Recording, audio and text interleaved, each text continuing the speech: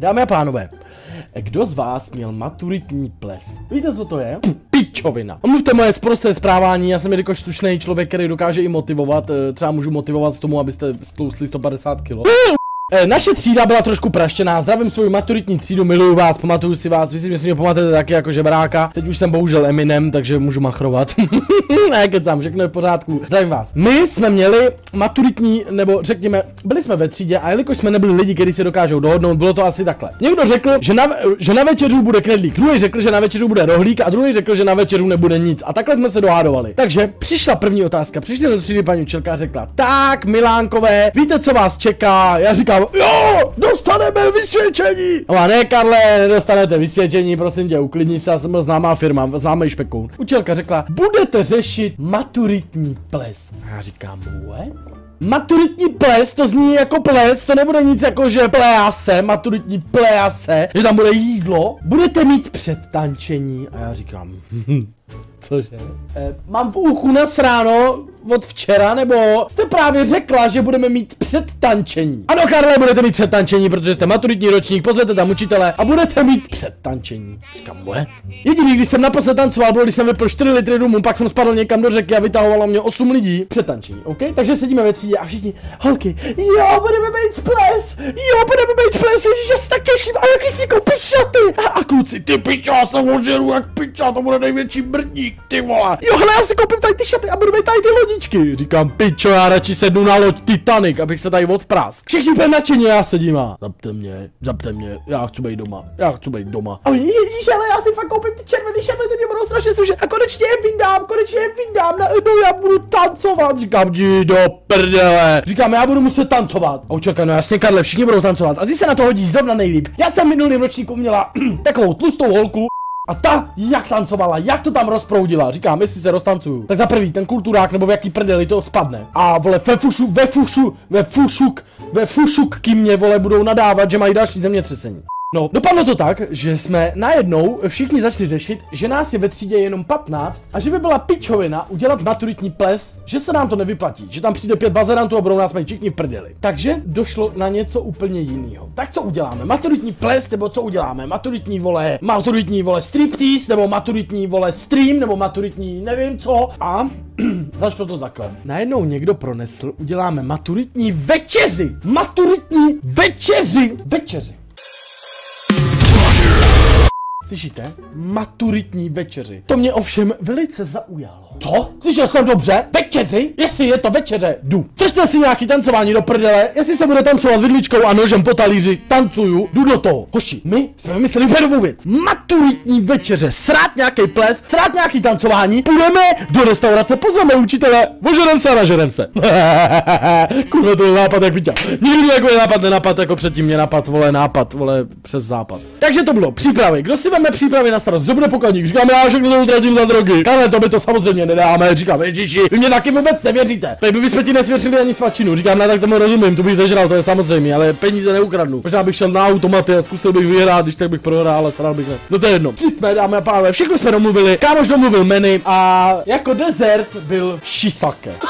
Nekecám. Shiisake, tvarohový dort, vole, šešešake. A šli jsme pozvat učitele. Všichni čekali, že přijdeme a řekneme: "Dobrý den, paní Čelko, my vás všechny zveme na maturitní ples." Šli jsme s kámošem, nebo oni tam šli, já jsem stál před kabinetem a oni šli a: "Dobrý den, paní Čelko, my vás všechny zveme na maturitní večeři." A teď všichni: "Večeři." A já stojím a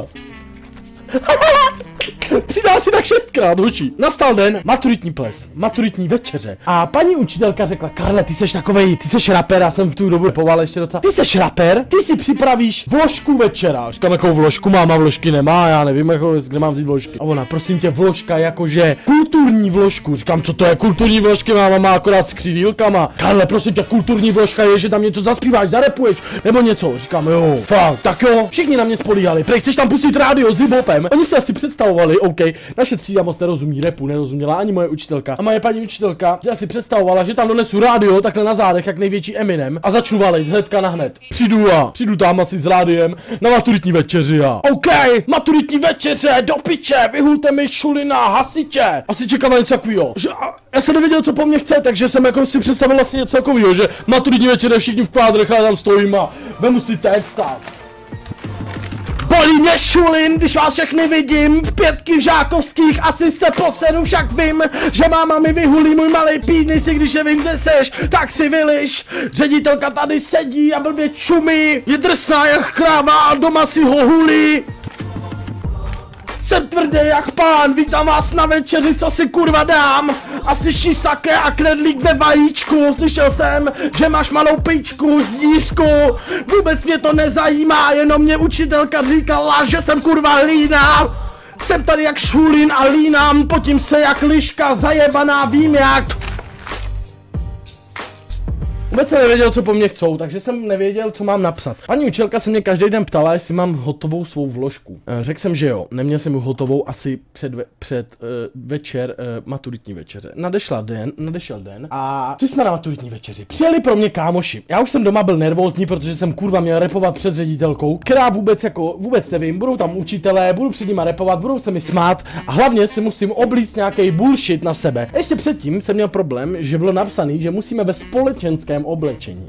Co je společenské oblečení? To kurva si nemůžu vzít tepláky a svoje tričko, vole, tak life, nebo co, s tím máte nějaký problém? Takže jsem přišel doma a říkám, mám, že potřebuji společenské oblečení a ona řekla, a kdo ti ho ušije? Běž někam do zoo a požádej, ať ti ušijou nějaký, vole, pohost na hrocha. Kdyby zhubil, tak ti to seženu. Takže jsem dostal totální zeřvák doma, že ještě, vole, se nemůžu divit, že mě nic neušijou, že jsem tlustý jako prase. Děkuju mámo za pomoc. Tak jsem si vzal vestu a šel jsem si na internet objednat tu největší košili, kterou mají. Objednal jsem si největší košili, co mají. Přišla mi a řekněme, že úplně nevadí.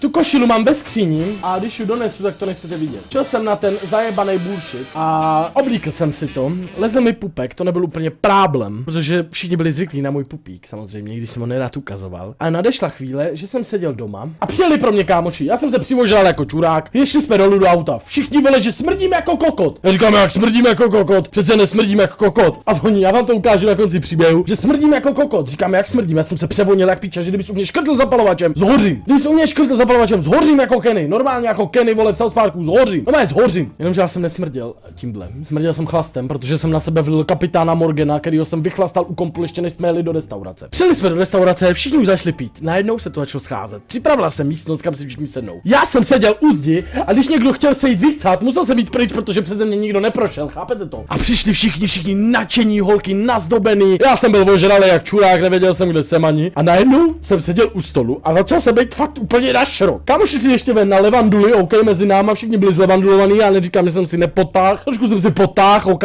neřešíme drogy, a trošku jsme byli zlevandulovaní. A teď nadešla ta chvíle, kdy se vracíme venku z toho balkónku do té restaurace. Jsem ožralej, zlevandulovaný a u stolu sedí všichni učitelé, který mě celý rok jebou. Přišel jsem k tomu stolu, sednu si, úplně v piči jsem byl a sedím a...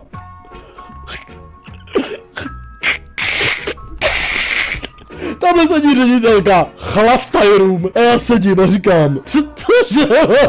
Říkám jako pičo, otočím se na kámoše, říkám kámo, ty mi kurva jsem brečel, říkám, my tady sedíme úplně spálený a ožralý a tamhle sedí ředitelka, chápeš? Tamhle sedí normální ředitelka a chlasta. A seděla tam učitelka a říkám, pičo, my jsme fakt nějaký minut vesmíru, ty pičo, všichni úplně ožralí. A já sedím a 2 židle ode mě, prostě učitel, co mě učí matiku a já sedím úplně zborcenej. Říkám, mě tam přišlo nejvíc vtipný. Celý rok mě učil a najednou tam sedím úplně vyborcenej. A smějeme se nad tím, jak jsem si jednou usral v hodině. Říkám, pičo, no to je jiný vesmír, tady je to úplně jebnutý. A najednou se ta party hard začala zvrtávat. Každý se může někdy napít, ale že si moje učitelka stoupne a objednali jsme kýbl Morgana, prostě Morgana, kýbl vole s ledem a všude chlast jak piča. A bude tam stát moje učitelka, neřeknu která, a veme si brčko a bude do sebe prát úplně na ex, celý ten kýbl brčkem. Pochcal jsem se. Normálně jsem se pochcal. Pochopte, že učitelka vás to jenom tam stojí a jo, ještě, a všichni, jo, pančelko, jo. A ona, jo, úplně si to prala. Jenom to dopila, takhle se na nás podívá, úplně rudý oči a... To je dobrý pití a já stojím a... Odešel jsem, brečel jsem tak 5 minut smíchy, najednou jdu a místo toho, aby mě to přešlo ten smích, tak najednou uvidím učitela u baru opřenýho, který se na mě podívá. Karle, my jsme si spolu ještě nepřipili a já stojím a...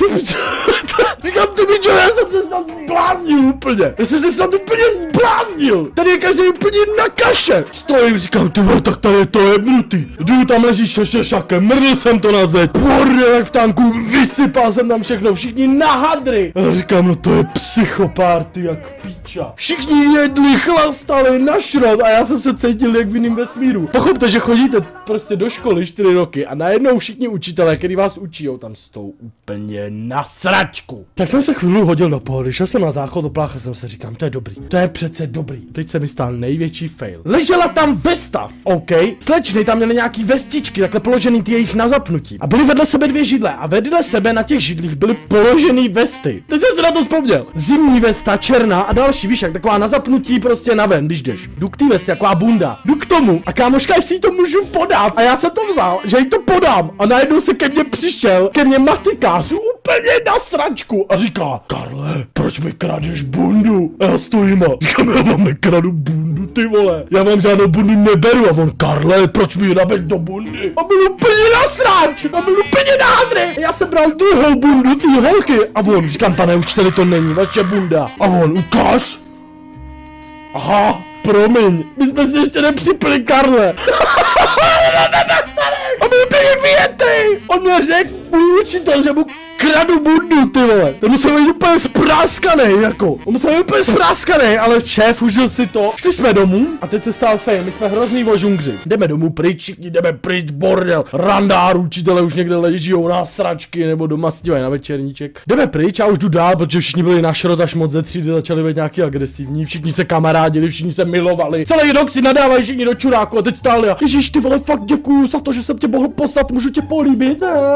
Dobrý, všechny miluju, to už je za náma. A teď najednou jdu dál a ty všichni, hej, pojďte zpátky! Říkám, co je do píče? Co je? Všichni jsme platili nějak tak útratu. A najednou jdeme zpátky a všichni, hele, vy tady dlužíte na baru ještě 2,5 tisíce. A já stojím, říkám, Ježíši Kriste. Ježíši Kriste. Ježíši Kriste. A všichni, já už jsem to platil, já jsem byl chudej student, měl jsem u sebe, já nevím, 200, a chtěl jsem jít domů taxíkem ještě, protože jsem ještě nevydělával vůbec. A všichni tam rozbitý skleničky, všechno v píči, vole, na sračku, tohle rozbitý, tohle vychlastaný, vylezeme ven před hospodu. Kámoš, máme celou sklinku od piva, vypije to, mrt na silnicu, chčije tam, fízlové jedou. Říkám, pičo, já jedu dom. Sedl jsem do taxíka, jel jsem dom a vrátíme se k mojí kulturní vložce. Stoupil jsem si, předčela jsem recitoval svůj rap, všichni se pochtali smíchy a bylo to všechno v pořádku.